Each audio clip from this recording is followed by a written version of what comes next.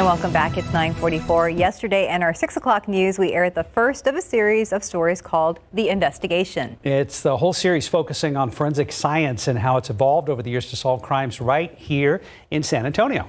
Erica Hernandez joins us now to talk more about the series. And good morning, Erica, first of all. Hey guys, good morning. Well, first of all, tell us a little bit about the series and why we decided to look into forensic science. So oftentimes when we cover court trials, we hear an expert witness take the stand, and then we're all lost. We don't know what they're talking about. They start going into science, but this is very important science because these are the people that help investigators solve the crimes. So forensic science this week, in fact, is for National Forensic Science Week, so it was perfect to start this series during this week. But we wanted to really get a closer look at how it has developed over the years to help solve crimes, which it has immensely. I always find this stuff so fascinating. You gave us a look inside the Bexar County Crime Lab.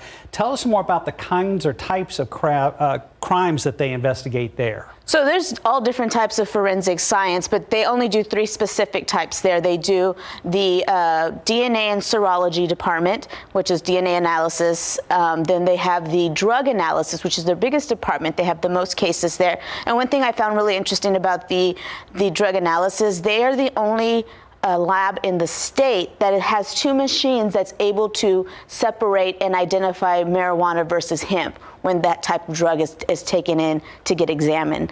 And then they have the the ballistics and firearms and gunshot residue department, which is very interesting. You go in there, they have like this vault with just lines and lines of lines and lines of different type of firearms and the casing. They have this big microscope that looks at really closely at at bullets and casings to match them up in certain investigations.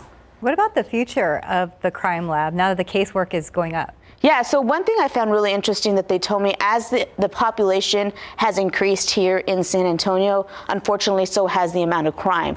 And they're kind of busting at the seams at the location that they're at right now with so many cases coming in. So they're hoping in the future to move to a bigger lab that will also provide more types of forensic services. One of those services being toxicology, for instance, like in DWI cases and blood draw type situations. They could really help the county and surrounding areas also look to the Bexar County Crime Lab with investigations and helping them solve crimes. What can we expect next in your series? I'm really excited about the next one. Yesterday, I got to spend the entire day in San Marcos and really see what their forensic anthropology department does. And they do a lot of training across the world for investigators. Right there at Texas State University, we got to tour the body farm and see the different stages of decompositions of bodies out in areas and how it's investigated. And then we got a really close look at some training that was going on there at the time for ATF and for arson investigators on certain different type of fires and how they started and how, if bodies were found, how they're able to investigate those crimes. So we'll have kind of a 2-parter on that next week. Wow, world famous programs up there. Yes, it's really interesting the work they're doing, and we got to go into the lab to see how they put, like if a body is found, how they kind of put it all together again. And it's really fascinating work, and the technology that they're using now is just so far in advance. It's from the days of just being able to fingerprint dust to now, there's just so much more that they're doing. Well, we look forward to the stories next week. All right. Thank you, Erica. Thanks, guys. Thank you, Erica. More on KSAT.com right now.